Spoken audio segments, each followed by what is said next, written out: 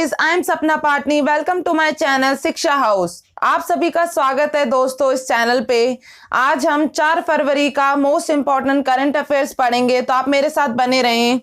अगर कोई नया है इस चैनल पे तो चैनल को सब्सक्राइब भी कर दे, बाकी के जीके जीएस रिलेटेड वीडियोस के लिए जो आती रहती हैं इस चैनल पर। तो चलिए दोस्तों, आज का करंट अफेयर स्टार्ट करते हैं। पहला प्रश्न है हमारा, भारत और किस देश के मध्य युद्ध अभ्यास का 16वां संस्करण राजस्थान में आयोजित किया जाएगा? तो किस देश के साथ आयोजित किया जाएगा यह युद्ध अभ्यास? तो इसका करेक्ट आंसर होगा ऑप्शन सी, यूएसए, अमेरिका के साथ ये आयोजित होगा, जो कि 8 से 21 फरवरी 2021 के बीच में होगा और यह राजस्थान के महाजन फील्ड फायरिंग रेंज में होगा।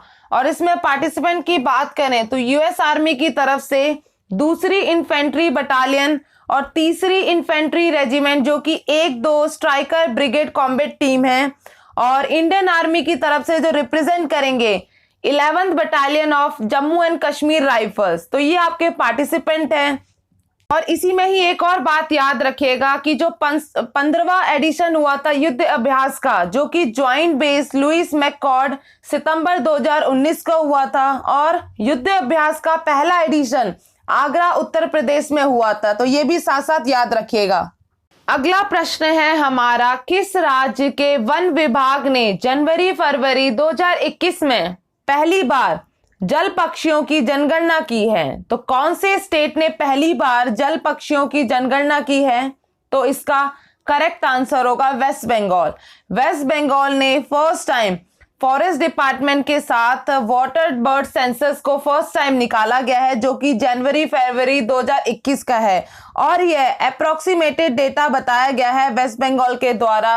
और इसी में बात करें तो स्टडी की गई है राज्य के 54 विभिन्न स्थानों में, जो कि 12 जनवरी से 2 फरवरी 2021 के बीच में है, और अब तक लगभग 65 प्रजातियां पाई गई हैं।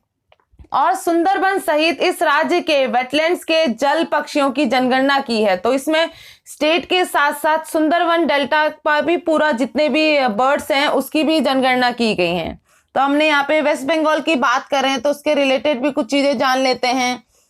वेस्ट बंगाल की कैपिटल कोलकाता है, जो कि हुगली नदी के किनारे पे स्थित है, और यहाँ के गवर्नर हैं जगदीश धनखड़। और चीफ मिनिस्टर की बात करें तो ममता बनर्जी। लेजिस्लेटिव असेंबली विधानसभा सीटें यहाँ पे 295 हैं, लोकसभा की सीटें 42 और राज्यसभा की सीटें 16 हैं। तो ये भी याद रखिएगा। नेक्स्ट क्वेश्चन है हमारा, निम्नलिखित में से कौन सा शहर एशिया के सबसे बड़े एरो शो को मेजबानी कर रहा है? तो कौन सा शहर होस्ट कर रहा है एशिया का बिगेस्ट एरो शो? तो इसका करेक्ट आंसर होगा ऑप्शन सी, बेंगलुरु के द्वारा ये होस्ट किया जा रहा है एरो शो। एरो शो की बात करें तो ये द्विवार्षिक है, जो कि 2 सालों में एक बार किया जाता है, और यह एक प्रदर्शनी होता है जो कि एशिया का सबसे बड़ा प्रदर्शनी है। और एशिया के अलग अलग देशों की बात करें तो यहाँ पे उनके एयरक्राफ्ट शामिल होते हैं। और हमने क्या बात की कि इसका करेक्ट आंसर क्या है, कहाँ पे किसके द्वारा होस्ट किया जा रहा है? बेंगलुरु सिटी के द्वारा। और यह 13वां एडिशन है इसका, और यह पहली बार हाइब्रिड रक्षा प्रदर्शनी है। तो हाइब्रिड का मतलब भी जान लेते हैं, ये क्या है हाइब्रिड? तो ये वर्चुअली तो होंगे ही, साथ ही साथ फिजिकली भी होंगे, जो यहाँ पे लोग शामिल होंगे। और इसकी लोकेशन की बात करें जो यहाँ पे हो रहा है, वो यलंका एयरफोर्स स्टेशन पे बेंगलुरु में होगा, और यह रक्षा प्रदर्शनी संगठन रक्षा मंत्रालय द्वारा आयोजित किया जाता है। यहाँ पे हमने एरो शो की बात कर ली, तो जो 2020 में 11वां संस्करण हुआ डिफेंस एक्सपो का, उसके रिलेटेड भी बात कर लेते हैं, जिसका वेन्यू रहा लखनऊ उत्तर प्रदेश में। और इसका जो थीम रही थी डिफेंस एक्सपो की, वो India the emerging defence manufacturing hub रहा। तो भारत उभरता हुआ रक्षा विनिर्माण हब रहा, तो इसका थीम था। तो ये डिफेंस एक्सपो की भी हमने बात कर ली, जो 2020 में आयोजित कराया गया था। तो ये भी याद रखिएगा, ठीक है।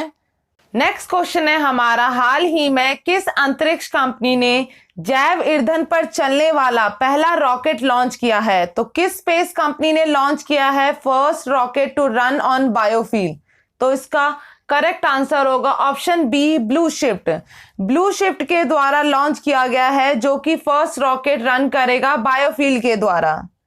अगला प्रश्न है हमारा, वेटलैंड संरक्षण और प्रबंधन के लिए पहला समर्पित केंद्र भारत के किस शहर में स्थापित किया गया है? किस शहर में ओपन किया गया है wetland conservation and management centre? तो इसका करेक्ट आंसर होगा ऑप्शन बी चेन्नई। चेन्नई के तमिलनाडु की राजधानी चेन्नई में इसको ओपन किया जाएगा, इसका पहला सेंटर। और यह देखेगा कि कितने वेटलैंड्स हैं और उसके संरक्षण के लिए काम करेगा, और जहां से ये मैनेज करेगा, तो ये भी याद रखेगा, ठीक है, कि कहाँ पे पहला सेंटर खोला गया है, centre for wetland conservation and management. तो इसका करेक्ट आंसर है ऑप्शन बी चेन्नई, ठीक है। अगला प्रश्न है हमारा, हाल ही में निम्न में से किसे माल्टा गणराज्य के लिए भारत के अगले उच्चायुक्त के रूप में नियुक्त किया गया है? तो किसे अपॉइंट किया गया है next high commissioner of India to the Republic of Malta? तो इसका करेक्ट आंसर होगा ऑप्शन डी संगीता बहादुर। संगीता बहादुर को माल्टा गणराज्य के लिए भारत के अगले उच्चायुक्त के रूप में नियुक्त किया गया है। यहाँ पे हमने माल्टा की बात की, तो उससे रिलेटेड कुछ डिटेल भी जान लेते हैं। माल्टा की कैपिटल है वेलेटा, उसकी करेंसी यूरो है, और प्रेसिडेंट की बात करें तो जॉर्ज वेला हैं, और यहाँ के प्राइम मिनिस्टर रॉबर्ट अबेला हैं। तो ये मैंने माल्टा की रिगार्डिंग जो आपको बताया, इसको भी लर्न करिएगा। कैपिटल और करेंसी मोस्ट इंपॉर्टेंट है, क्योंकि क्वेश्चंस में पूछे जाते हैं, एग्जाम्स में पूछे जाते हैं क्वेश्चन फॉर्म में, ठीक है।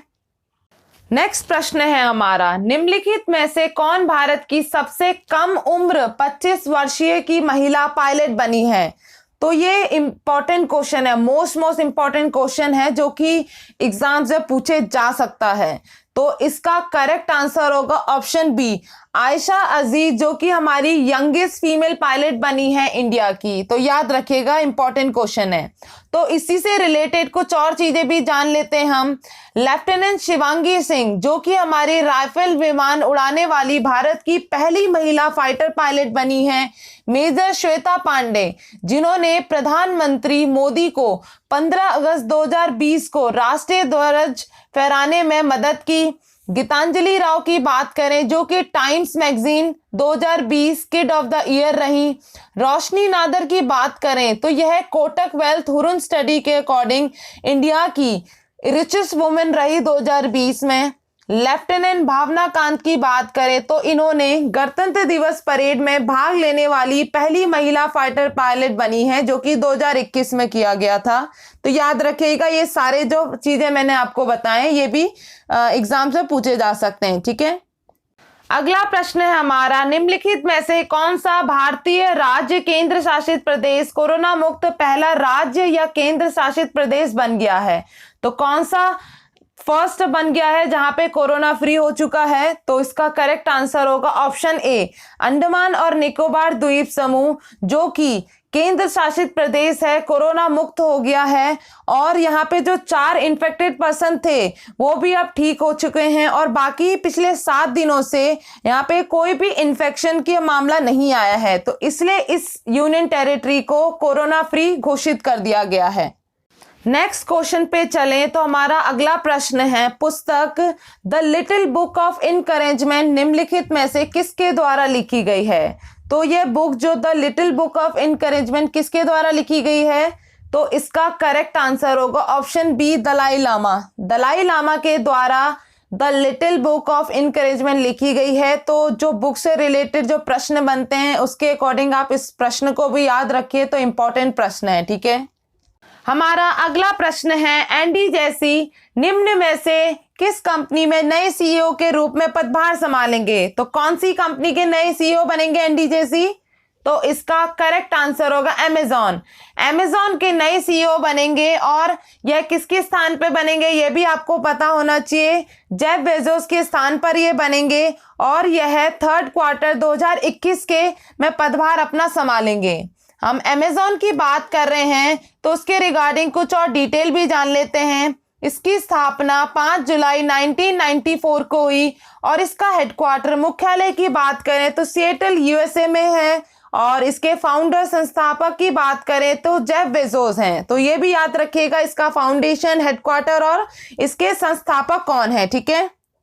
अगला प्रश्न है हमारा, कौन सी जगह जून 2021 में विश्व टेस्ट चैंपियनशिप फाइनल की मेजबानी करेगा? तो कहां पे आयोजित किया जाएगा वर्ल्ड टेस्ट चैंपियनशिप, जो कि फाइनल मैच होने वाला है जून 2021 का?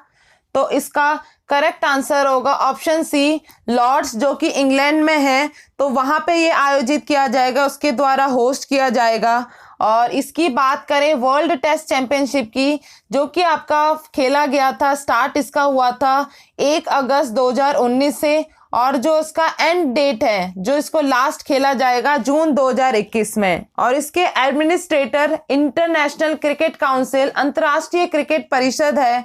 और इसमें एक और बात याद रख लीजिएगा कि न्यूजीलैंड पहले ही विश्व टेस्ट चैंपियनशिप फाइनल में पहुंच गया है। तो याद रखिएगा कि न्यूजीलैंड ऑलरेडी पहुंच चुका है वर्ल्ड टेस्ट चैंपियनशिप फाइनल में। हमने यहाँ पे आईसीसी की बात की, तो इससे रिलेटेड चीजें जान लेते हैं। इसका मुख्यालय दुबई में है और इसका फाउंडेशन 15 जून 1909 में हुआ।